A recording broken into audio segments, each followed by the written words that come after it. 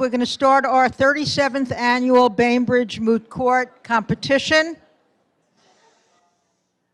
We're very, very pleased to welcome all of you, in particular our first-year students who will be doing something similar to this in the spring in their legal process classes. So this is a wonderful opportunity for you to see what it's like to engage in appellate advocacy.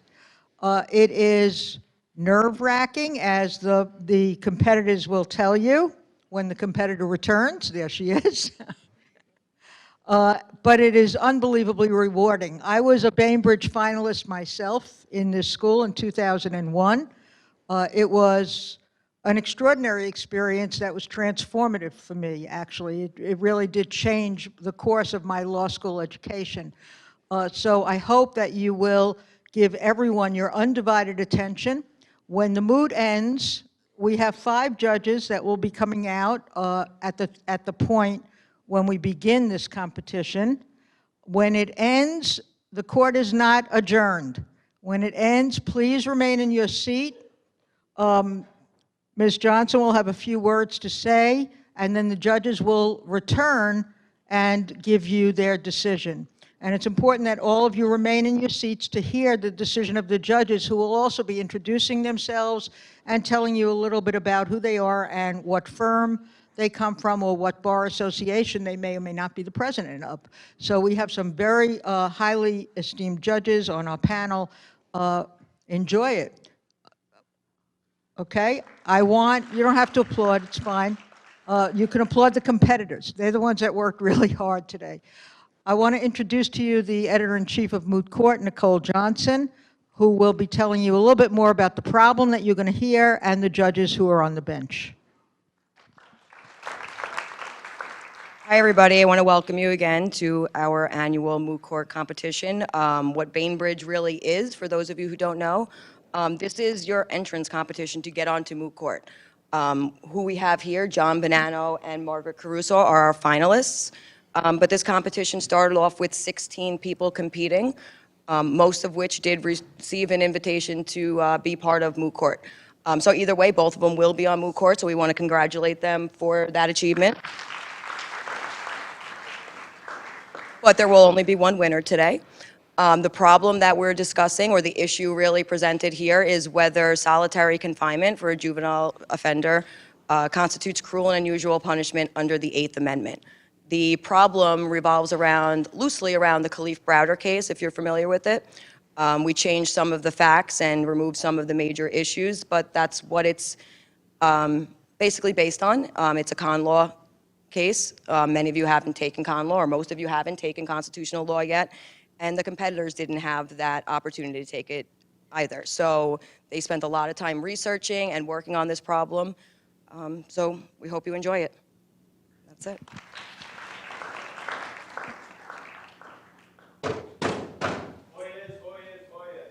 All persons having business before the Honorable Supreme Court of the United States are admonished to draw near and give their attention. For the court is now sitting. God save the United States and its honorable court.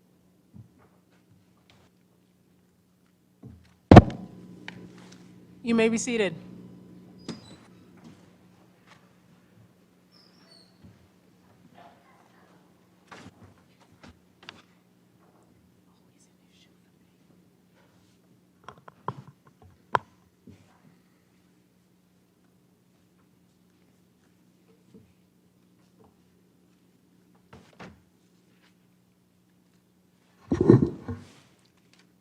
At this time, I would ask that the petitioner and the respondent please state your names for the record.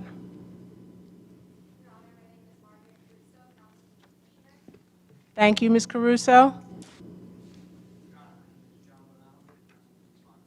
Mr. Bonnano? All right, thank you very much. I'm going to ask the petitioner, you may start with your argument.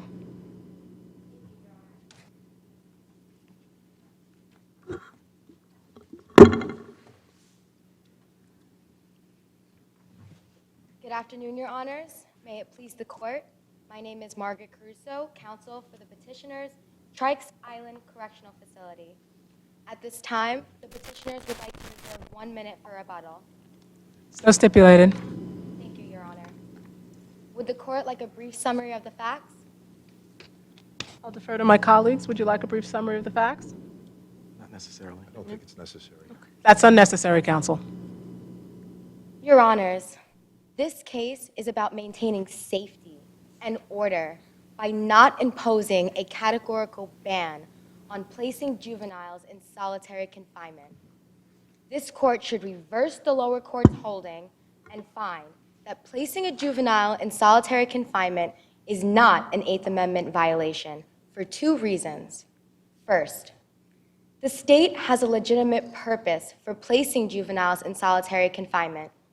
Second, placing a juvenile in solitary confinement does not go against the evolving standard of decency. As to petitioner's first point, the state has a legitimate purpose for placing juveniles in solitary confinement. The First Circuit stated in Santana versus Collazo that the legitimate purpose for placing a juvenile in solitary confinement is maintaining safety and order. In that court, they reasoned that an inmate can be so difficult to control that placing them in solitary confinement is reasonable. In the Seventh Circuit, in Farmer versus Brennan, plaintiff was a transsexual and claimed that not placing him in solitary confinement was cruel and unusual punishment. Plaintiff was beaten and raped in general population, and therefore solitary confinement is needed to protect inmates from other inmates. Counselor, aren't juveniles more impulsive than adults, and doesn't that make a difference here? Your Honor, it does not make a difference whether a juvenile is more impulsive. If he is going to act out from the correctional facility's rules that maintain safety, he must be dealt with and put in solitary confinement for not only the safety of himself, but the safety of officer personnel, medical personnel, and the other inmates. Is this You the do only accept way the you... general wisdom that juveniles are more impulsive? Your Honors, it is not discussed in the reasoning of any court whether the juveniles are more impulsive. However, they do make, this court in particular, does make exceptions for juveniles under the law, rationalizing that they may not be as culpable as an adult. However, still, the correctional facility has an interest in maintaining safety and order, no matter how impulsive that juvenile may be. Counsel, does it make sense to put a juvenile in solitary confinement for the length of time that this juvenile was placed? And how does that help to further the goal of maintaining safety and order? Your Honor, petitioner would like to point out that the respondent was put in solitary confinement for the length of time that he was, which was 10 months in 2 increments. However, his case was continuously adjourned while his time in the correctional facility, which was a factor in why he was in solitary confinement for so long. But how does keeping him in, why is it a factor that the case was repeatedly adjourned? How does that relate to keeping him in solitary confinement? Your Honor, if the warden and the officer officials feel that respondent must be in solitary confinement for safety reasons and his court is being adjourned in the judicial system, it is a factor that the correctional facility will keep in mind because they want to make sure that this respondent, when let out of solitary confinement, will not repeat what resulted him to be there to begin with, which here in the facts, as reflected on page 3 and 4, respondent was let out of solitary confinement after 10 months and then again placed in solitary confinement because he was in another physical altercation. But it appears as though the placement of the respondent in solitary confinement is punitive and not for safety. Your Honor, petitioners argue that is incorrect. Respondent was not placed in there for disciplinary reasons. He was placed in there so that way inmates and officer and medical personnel are kept safe and the prison is kept in order. Since respondent was involved in 2 physical altercations, he exhibits that he needs to be put in solitary confinement to maintain safety and order. But is solitary confinement the only way that you can keep other inmates safe? Your Honor, no state court or federal court has found a remedy that has not involved solitary confinement. Well, counsel, isn't there a case, and I'm sorry, I don't recall the name of it, which evolved from Broome County in New York, where there was an agreement as a result of this similar issue being brought that prisoners should not be put in solitary, and that part of that agreement was to seek alternative ways of disciplining the prisoners? Your Honor, the petitioners do not contend that parameters around solitary confinement would be something that the lower court can discuss if this court finds to remand that issue to the lower court.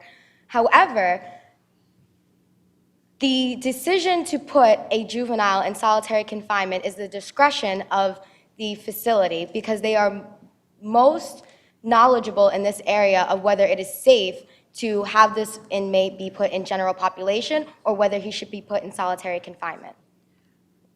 But is it a matter of safety within the discretion, or then doesn't it cross a line also if it's being used by the correction officers as a punitive measure? And I believe the case law says that then they become culpable in using it for that purpose, rather than the legitimate purpose of safety.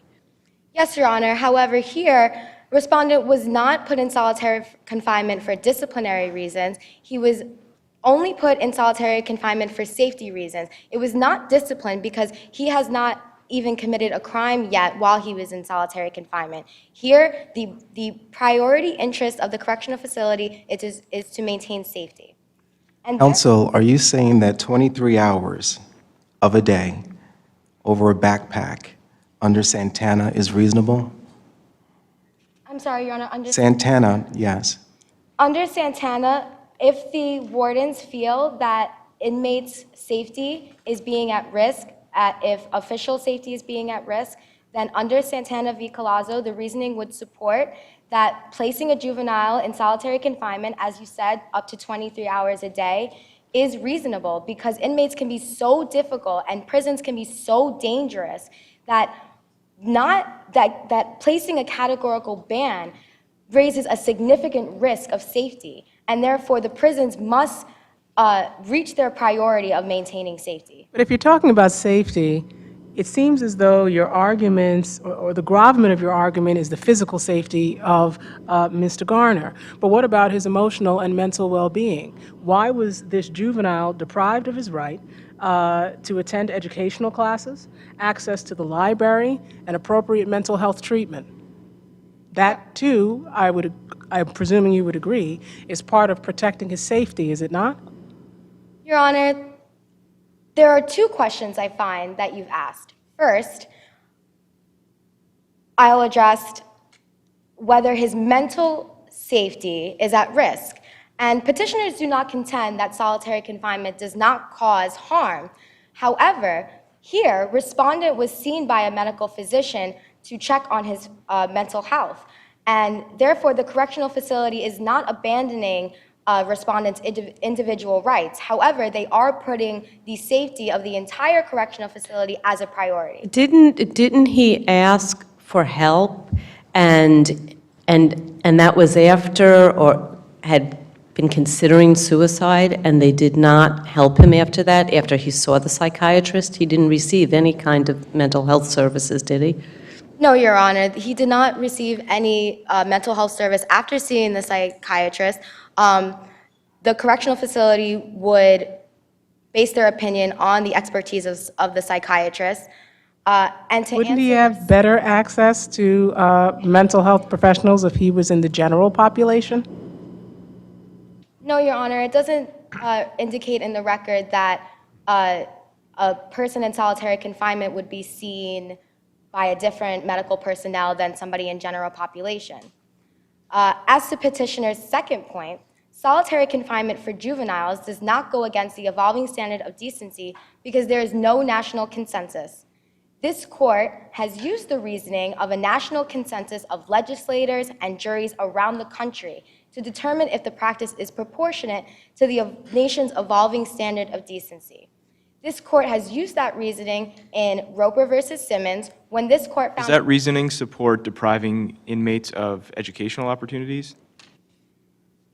Your Honor, in terms of education, here, The correctional facility has a general rule that inmates are given homework assignments through their slot of the solitary confinement door.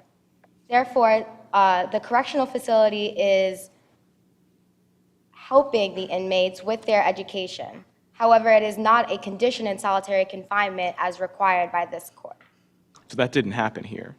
Was he given his homework in solitary confinement? The record does not indicate whether the respondent was given homework here. However, it is a general rule of the correctional facility that they do give homework to the inmates. Well, my understanding is that all he got was his food through that slot, didn't talk anything about homework or education, and just general hygiene, and that the lower court had ruled that that was sufficient. So do we know whether or not, I mean, he's 16, he's receiving any reading materials, educational materials? The record does not indicate whether he has reading materials. However, the petitioners are willing to create parameters around solitary confinement if this court finds that parameters are necessary for juveniles placed in solitary confinement. However, petitioners would argue that that's an issue for the lower court, and this court should remand this case to lower court for a further discussion on conditions. I have some question about due process. Was there a hearing, or what are the steps that the facility takes in its determination that an inmate should be placed in solitary confinement? As to the record, on page 3 and 4, the correctional facility uses the discretion of the officers and medical personnel to determine whether a juvenile should be in solitary confinement. This is important because the expertise of the officials are important. They know the day-to-day aspects of a prison. They know how dangerous it is. They know when an inmate should be kept from other inmates or whether he himself is at risk. And you would say more so than this court, in fact, correct? No, sir. The petitioners would like to argue that here, the Supreme Court is determining whether solitary confinement for juveniles is cruel and unusual. Here, it is not unusual. This court has long held that as long as constitutional conditions are met, solitary confinement is lawful. Counsel, how do you distinguish that from the holding in Roper v. Simmons, which indicates that juveniles should be protected from the harsher and more permanent punishments than those that are imposed on adults, especially given the literature and the studies on the impact on them and on their psychological and emotional needs, and the fact that it's been shown when they get out that they're less likely to be able to be restored to public society, and that it is actually doing more harm than good. Your Honor, this court has made an exception for juveniles under the law, as you just stated. However, in Roper v. Simmons, that case is about sentencing. Here, we're talking about a precaution for safety, a disciplinary action. Why does that matter? Your Honor, it matters because sentencing is much more permanent. If you sentence a juvenile to life in prison, they have no chance of rehabilitation. Here, the respondent is not facing life in prison. He simply got in a physical altercation, and the correctional facility wants to maintain safety and order, and therefore they should have the discretion to do so. And Your Honors, so in sentencing, as in Roper, where he was sentenced to death, what is your support? What is your case law that supports your theory in connection with your charge here? Your Honor, I've seen that I've run out of time. Can I please answer your question? Your Honor, in terms of Roper versus Simmons, this court found it convincing that 30 states had already I'm asking abandoned. you specifically, if I may, what is your case law on point here? Not the sentencing to death issue, which is over here, but on point with what we're dealing with now in solitary confinement. Your Honor, every single case on the record indicates and Give me states, one, please.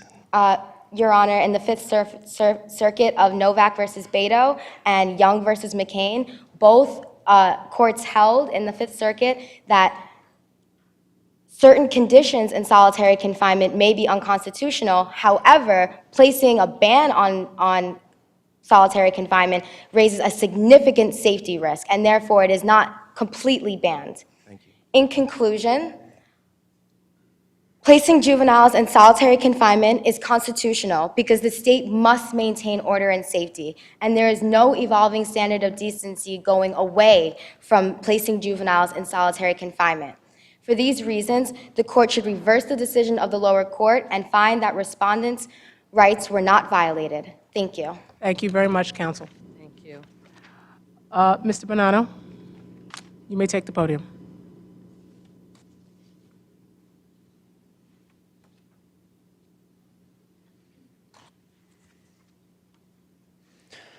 Good afternoon, Your Honors, Madam Chief Justice. May it please the Court. My name is John Bonnano, and I represent the respondent, Mr. Tamir Gardner, in this matter.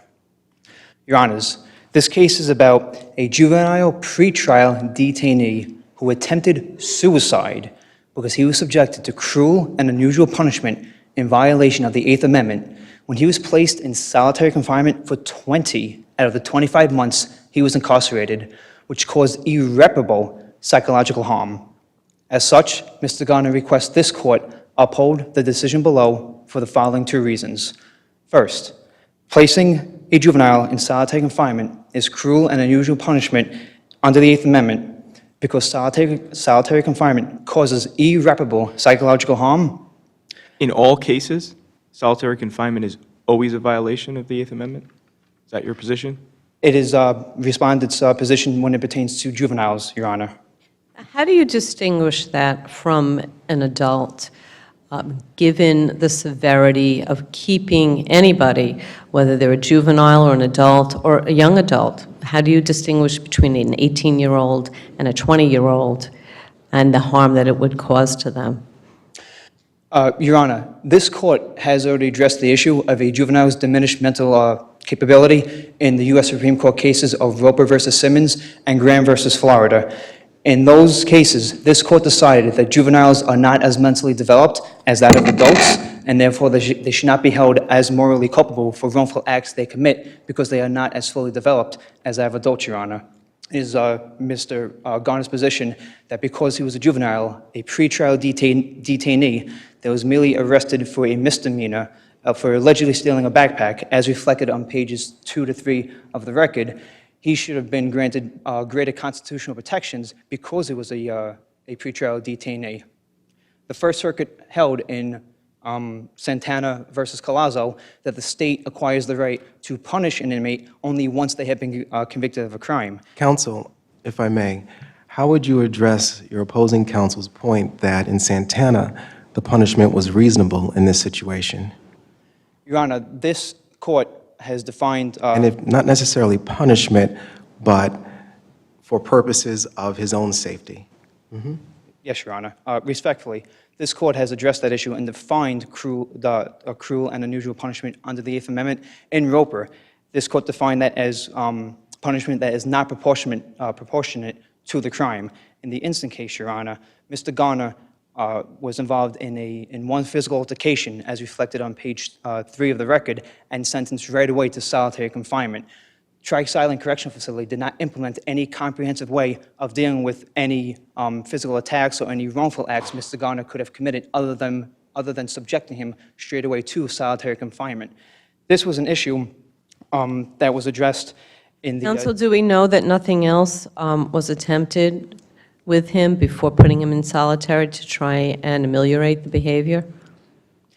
Not as, there are no facts pertaining to your question that are stated in the record, Your Honor. Mr. Tamir Garner was involved in a physical altercation and was straight away sent to solitary confinement because of that one physical altercation, where he spent over 10 months in solitary confinement for 23 hours a day, was deprived of education materials, was not allowed access to library services, and was not allowed any contact with the outside world, which Mr. Garner contends had a detrimental effect on his emotional, psychological, and mental health because he was a juvenile. But counsel, wasn't Mr. Garner provided with a clean cell, proper hygiene products, nutrition, and medical treatment? How does this rise to the level of cruel and unusual punishment? Respectfully, Your Honor, even though Mr. Garner was provided with hygiene, he was still kept in a cell, as reflected on page 3 of the record, for 23 hours a day, where he would have to eat, sleep, and defecate all within the same area. Respectfully, Your Honor, this is a child we're talking about that was merely 16 years old, and this being subjected to solitary confinement had a detrimental effect on his mental capability, and which would not allow him to mature and become a productive member of society, Your Honor.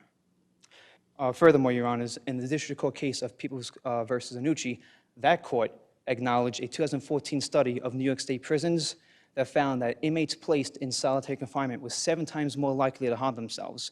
In the instant case, Your Honor, Mr. Garner was a child at the time he was placed in solitary confinement the first time, and the second time he was placed in solitary confinement, while still being a child and a pretrial detainee, he attempted suicide, as reflected on pages 3 to 4 of the record. It is.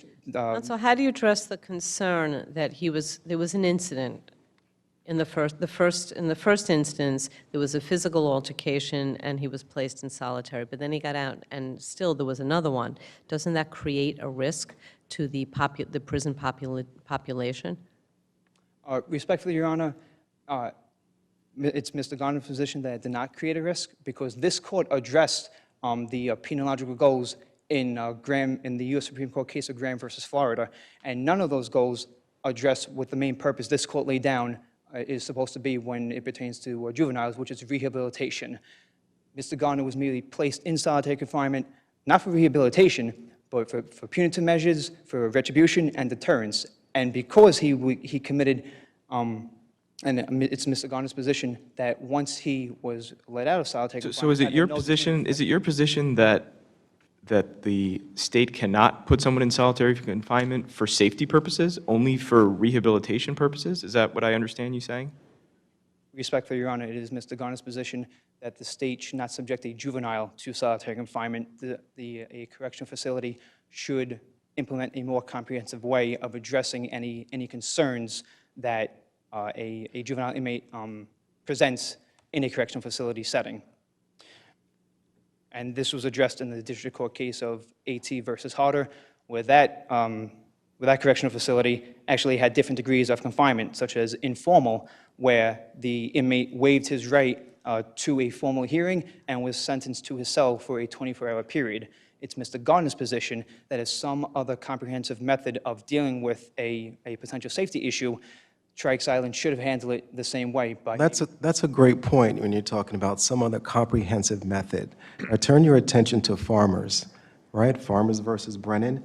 There are 2 prongs there. The first prong is an objective view from Trikes County, where we're looking at the viewpoint from the correctional facility and the guards. And in their particular mind, what we're hearing is that this was the best thing to do for this young man. He was having several fights, and he had challenges left and right, and this was best for his life. Now, how do you want this court to reconcile your case with Farmers? Your Honor, that brings me to my second point. Using solitary confinement on a juvenile violates society's evolving standards of decency, because that standard of deliberate indifference that was set down by this court in Farmer versus Brennan was actually modified by the Second Circuit, and they changed it to an objective view that the prison officials knew or should have known that placing the juvenile in solitary confinement could have had a detrimental effect on his health. And that is respondent's position in this point, because he was a pretrial detainee. Does this apply to a detainee as opposed to someone that's been sentenced, which is what the 2 other cases, Roper v. Simmons and Graham v. Florida, apply to? In both those cases, the individuals involved were sentenced, and the purpose of rehabilitation was for after sentencing and once they would get out. Is it the same standard for someone who's a detainee? Your Honor, the district court case in Turner versus Palmer acknowledged that a pretrial detainee are usually afforded greater constitutional protections, and it's Mr. Garner's position that, yes, the primary objective of the correctional facility should have been to rehabilitate him and not just subject him to solitary confinement while he was incarcerated as a pretrial detainee. Mr. Garner was still a child that was arrested for allegedly stealing a backpack and did not commit a violent crime, and it's Mr. Garner's position he should have been afforded greater constitutional protections, Your Honor. As to respond to the second point, staying in response to the second point, the district court in A.T. versus Harder actually enjoined the Broome County Jail from using solitary confinement on juvenile pretrial detainees. And it's Mr. Garner's position that this hopefully demonstrates to the court that society's standards of decency are in fact evolving, because there is at least one district court case that acknowledges the harm that placing a juvenile in solitary confinement causes and how detrimental it is to their health and mental development to enable them to become productive members of society. But So then- Counsel, oh, I'm sorry. No. Counsel, doesn't the prison officials have a right to discipline their prisoners as they see fit? Yes, Your Honor. Mr. Garner does not contend the capacity of the prison officials to implement any safety precautions. However, in this part, it's Mr. Garner's position that solitary confinement was a drastic move and should not have been used, especially in a juvenile, because Mr. Garner was very susceptible to the harms that. You're asking for a blanket ban, so you're proposing that we take away a critical tool in the tool chest that prison officials use. That is what you're asking, right? For us to take away this tool from the tool chest? Yes, Your Honor. So what's going to be the consequence? Your Honor, it's Mr. Garner's position that he does not contend that correctional facilities have a tough job in maintaining institutional order and safety. However, they should implement a more comprehensive way to addressing potential problems, especially with juveniles. And in this case, a pretrial detainee, a child that has not been convicted of a crime yet. They should look at it for a pragmatic stance and maybe put the juvenile in his own cell for a similar period of time until the psychiatrist can come and see them and evaluate the underlying causes of why the juvenile is behaving the way he has. Specifically for the reasons that this court has noted in Roper and Graham, that juveniles have transitory personalities, are more susceptible to outside influences, and are not. But your position would mean that a prison facility couldn't put a juvenile in solitary confinement for even one day. Isn't that right? Yes, Your Honor. One day. Yes, Your Honor. Irreparable psychological damage from one day. Yes, Your Honor. The district courts have acknowledged. Do we have to go that far? I mean, do we have to go that far for you to win? Yes, Your Honor. Respectfully, it is Mr. Garner's position that solitary confinement has such a detrimental effect on juveniles and children placed in solitary confinement that there should be this categorical ban on using solitary confinement on juveniles when they are incarcerated. Are there any cases that you've cited or elsewhere that address the issue of solitary confinement for a short period of time, such as a day or a week, and what the effects are on juveniles? Yes, Your Honor. The district court case of A.T. versus Harder addressed that, and it said the jail's use of solitary confinement on juveniles puts them at serious risk of short and long-term psychological damage, and depriving them of education material hinders their development. But in that case, the juveniles were in there for 23 hours a day, correct? Yes, Your Honor. And how long of a period of time were they in solitary? The two juveniles that were involved, what was the period of time? I'm sorry, Your Honor. They were placed in solitary confinement for 23 hours a day and denied education materials. But we're not bound by that, are we? We're not bound by that case, that district court case. No, Your Honor, that is a district court case. However, the district court case in Peoples versus Annucci did recognize that even a brief period of solitary confinement exposes an inmate to depressed brain functioning and lack of impulse control. In the instant. Wasn't the issue in Tillman v. Harder that the court officers that had placed the juveniles had exceeded their discretion in doing so? Because I think those juveniles were put in there as punishment for failing to stand for the count or for throwing food. Isn't that correct? Yes, Your Honor. Do you see a distinction between that and what Mr. Garner did, having a physical altercation that could put the general population at risk? Respectfully, no, Your Honor. For the reasons that Trice Island did not implement a comprehensive way of dealing with the underlying causes that may have prompted Mr. Garner to act in such a way and be involved into physical altercation, as reflected on the record on pages 2 to 3. Your Honors, I see my time is almost up. May I briefly conclude? Yes. Thank you. Your Honors, the District Court case in Peoples versus Annucci recognized that the UN General Assembly revises standards for the way it treats prisoners because the UN recognized that solitary confinement should only be used in exceptional cases and for the shortest amount of time possible. Furthermore, solitary confinement has largely been eliminated in Europe. Your Honors, this court has already recognized a juvenile's diminished mental capacity. Furthermore, the global community recognizes the detrimental effects solitary confinement has on juveniles. Why shouldn't we? For the foregoing reasons, Mr. Tamir Garner respectfully requests this court uphold the circuit court's decision and find that solitary confinement is cruel and unusual when used on a juvenile and violates the Eighth Amendment. Thank you. Thank you, Mr. Bonnano. Ms. Caruso, do you wish a rebuttal? Very well. May it please the court, Your Honors, 2 points on rebuttal. Respondent relies on the case of People versus Annucci.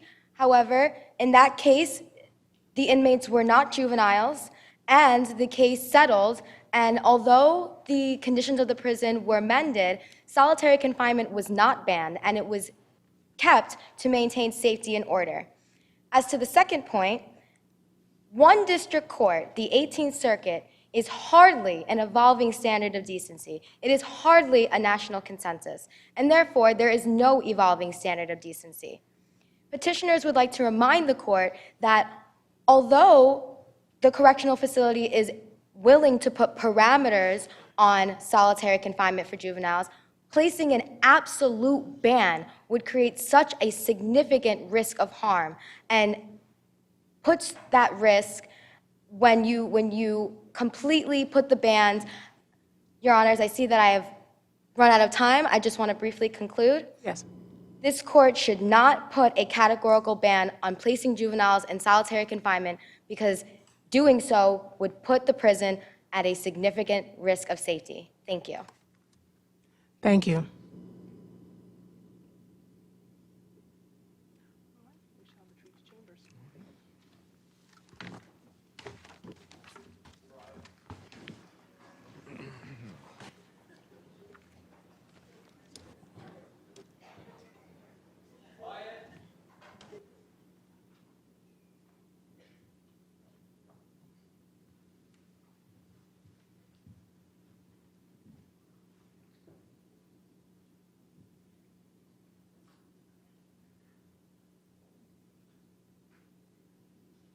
You may be seated.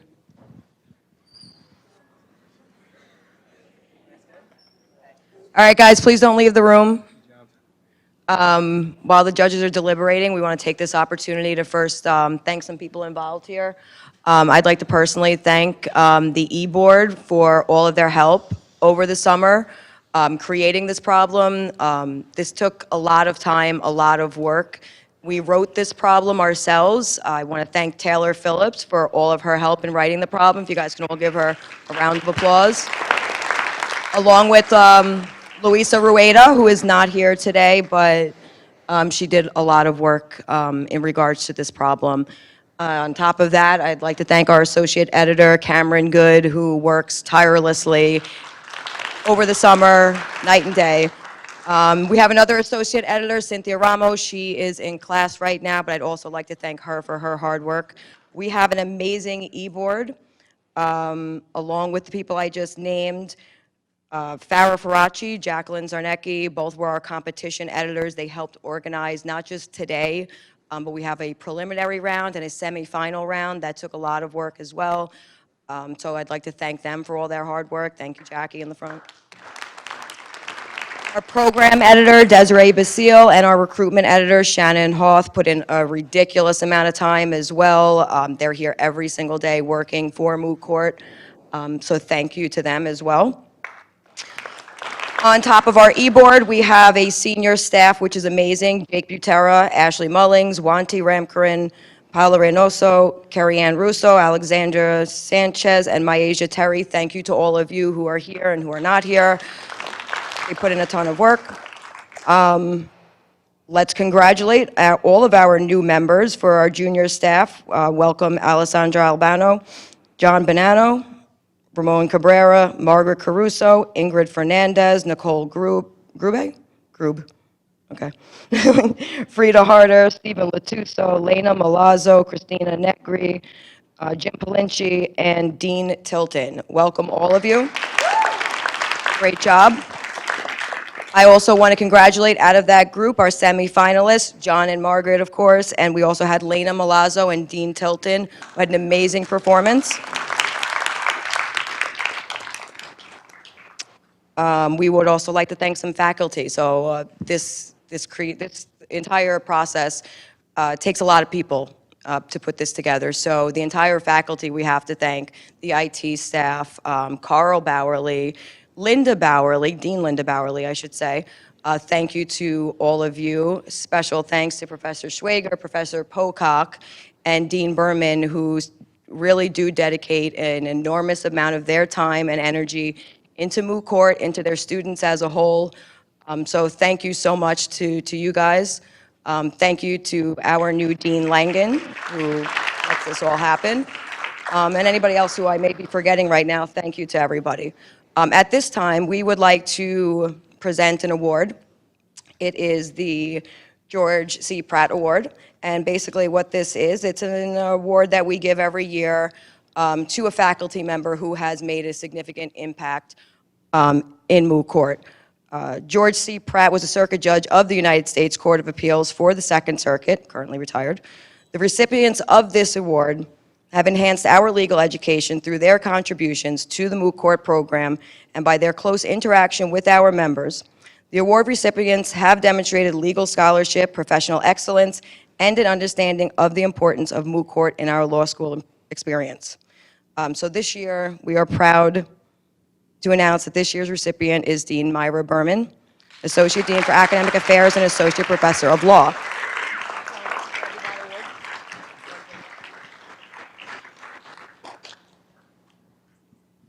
Thank you. I was up all night last night because they didn't tell me anything about this. And so I was worrying that they had not picked a George C. Pratt Award winner. Thank you very much. Judge Pratt was the presiding justice at my Bainbridge competition. So I feel really moved and very sentimental about this, and I thank you all so much. And it really has been a team effort. And we could not have done it without not only the Moot Court members, but the faculty as well. And many of the faculty members that mooted, John and Margaret, and the other first-year students when they were first-year students and have graded on, for example, to Moot Court, they are here as well. So thank you to everybody for this wonderful joint effort that has been quite successful today, I'm very happy to say. I'm so proud of you guys. Thank you.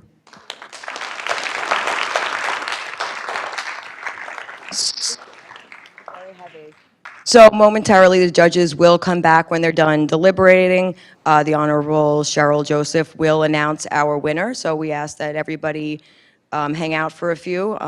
They should be done soon. And thank you all for coming. You guys can kind of talk amongst yourselves for the next couple minutes until they come back in. Remember, all rise when they walk back in. Thanks.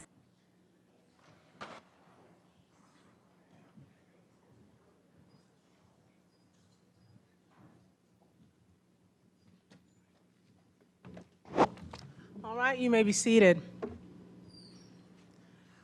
At this time, on behalf of myself and my colleagues, I'd like to congratulate both Ms. Caruso and Mr. Bonnano for a very stellar argument. This was extremely lively, and I think that you were both well prepared, and I think that you gave us, as a bench, really fertile ground for discussion, if you will.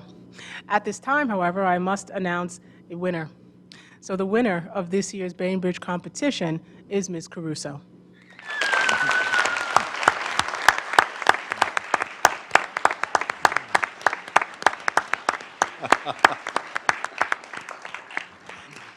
At this time, I think after discussions with my colleagues, we'd like to offer you both some feedback, and I'm hoping that the members of our audience will take note with respect to what we have to say. So I'm going to start with Lynn Poster-Zimmerman. Thank you, Judge. Let me first say, I think you both did a really terrific job. You were clearly very well prepared, very well poised, knew your arguments, and those are qualities that will carry you through your career. I'll say to you, and Ms. Caruso, you certainly had the tougher argument, but I will say you came back, no matter what we asked you, you were able to come back with well-reasoned arguments, whether we agreed or not, and you didn't back down, and you kept coming back, and you used that knowledge of the case law and of this case in particular to be able to defend your position, and I think you did that well. Mr. Bonnano, you did that as well, but I think what you need to do is just slow down a little bit, and I'm sure it's really nerve-wracking, but slow down a little bit, maybe listen a little bit more carefully to what some of the questions are, be a little bit more responsive to them, but overall, you did a terrific job as well. I join in what you've heard already. Both of you are going to be tremendous additions to the bar. There's not a question. I think that you did have the tougher argument, and I think you handled it with panache. It was fantastic. Clearly you have innate skill, and it's going to carry you far.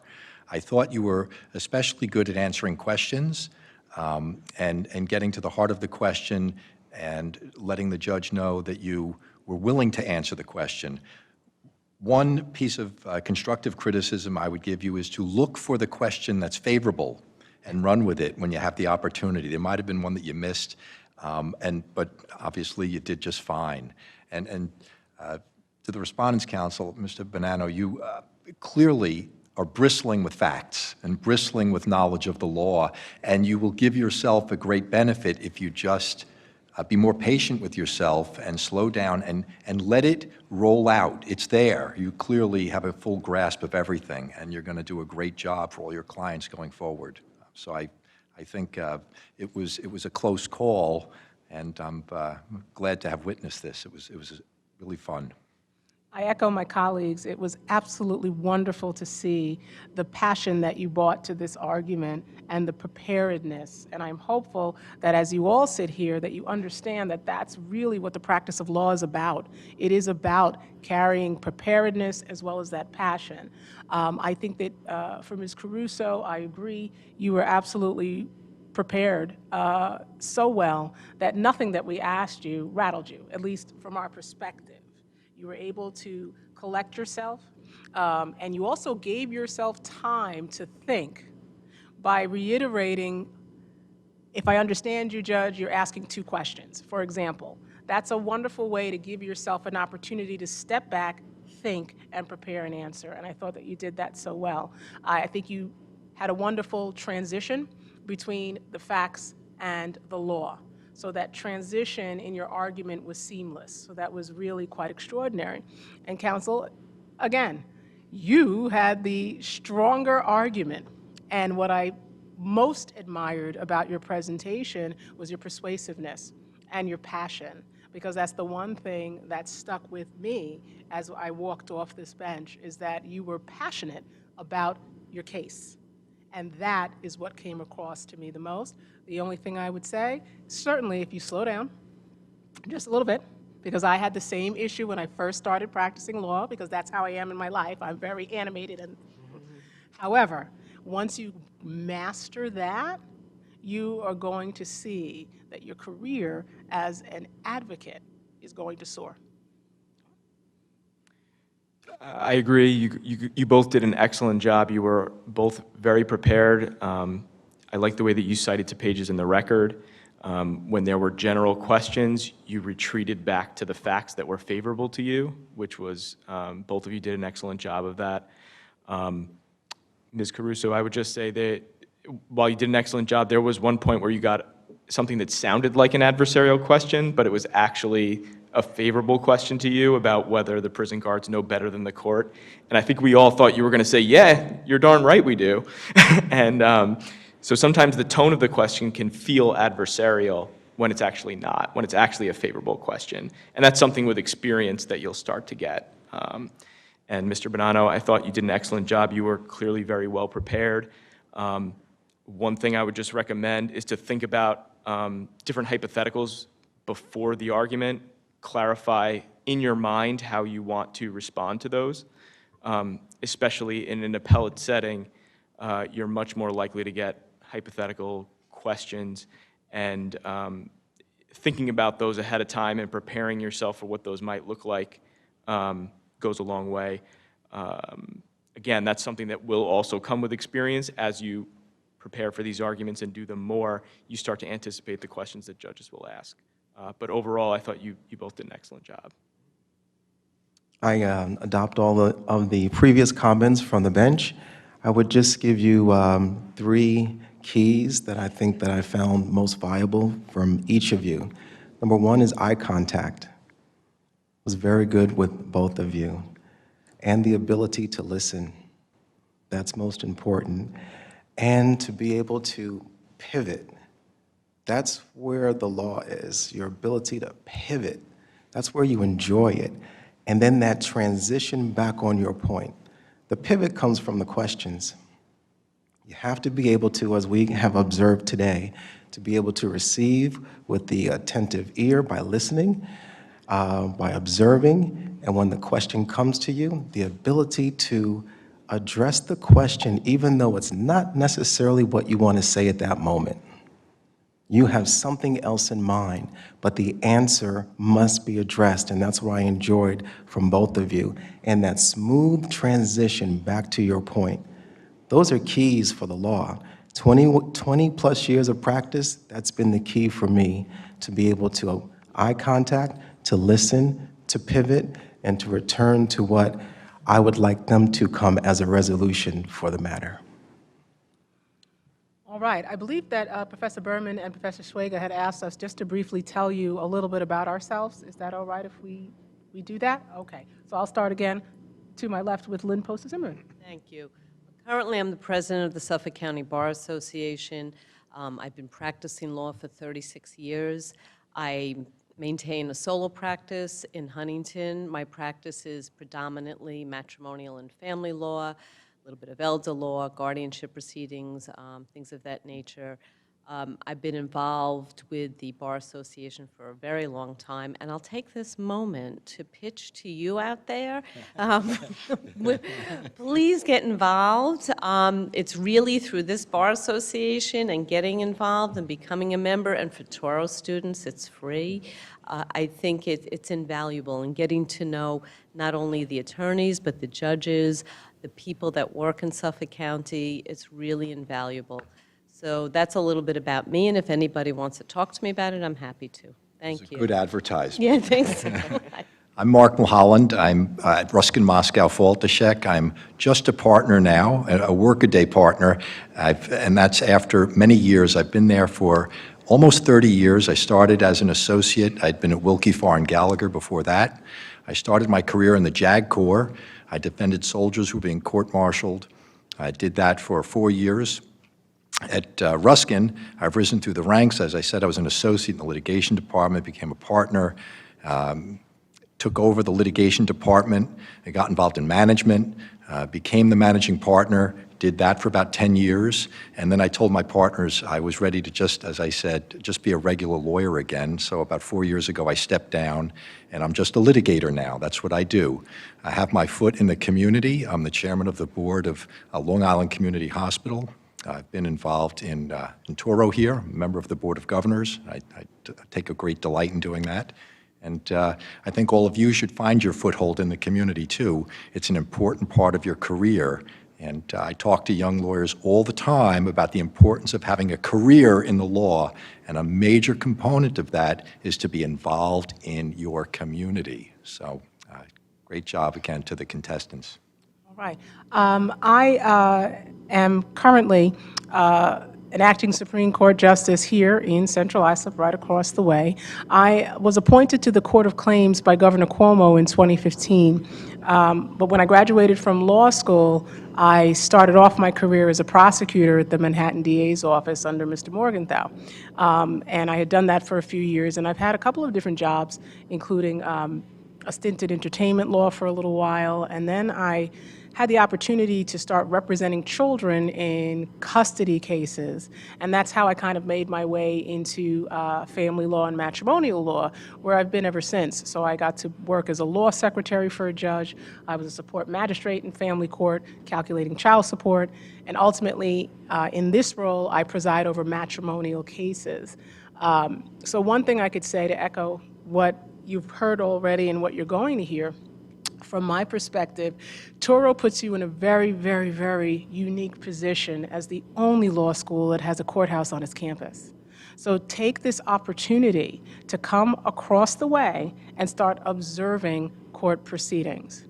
Courtrooms are open to the public, as I'm sure you know, and I'm also an adjunct here at Touro, and I always encourage students to come and observe. You get to see the law come alive, because, for example, hearsay had absolutely no meaning to me at all until I saw it come alive by watching trials, okay? So those are the types of things that you are going to learn, because the most valuable lessons in the law and the way you learn to practice law is by doing. So you have that here with your modules, you have that here with your clinics, but make sure you take some time at any point during your stay here to come and observe. And if you are shy or a little reluctant, you are absolutely welcome to come to my courtroom. And even if matrimonial law is not your thing, I will find the court for you, whether it's the state court or the federal court. I have connections far and wide. I will find a courtroom for you to sit in, so I absolutely encourage you to do that. My name's Henry Mascia. I'm a partner at Rivkin Radler, and I started my legal career clerking at the New York Court of Appeals in Albany, and then I moved to the Department of Justice, working at the Immigration Court, and now my practice focuses on appeals, civil appeals at the firm, and I've also started the immigration practice at Rivkin, and that's what I spend my time doing. I would echo all the advice that you've received here today. Being involved in the community and bar associations, all of that will help you build your practice and will help you become a better lawyer. And if you have any questions, I'd be happy to meet with you and talk with any of you about how you can use those opportunities to advance your career. I'm Dorian. Mom makes me make sure I use the R. I'm Dorian R. Glover. I'm a graduate of this institution.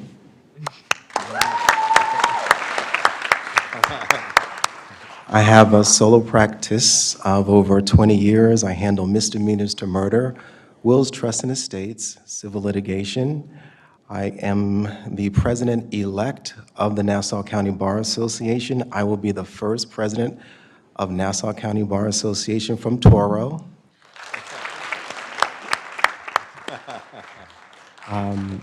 I have a street, if you're ever in Hempstead, I attended Barack Obama Elementary School. They renamed the street between Jerusalem and Front Street, Dorian R. Glover Way. My commercial,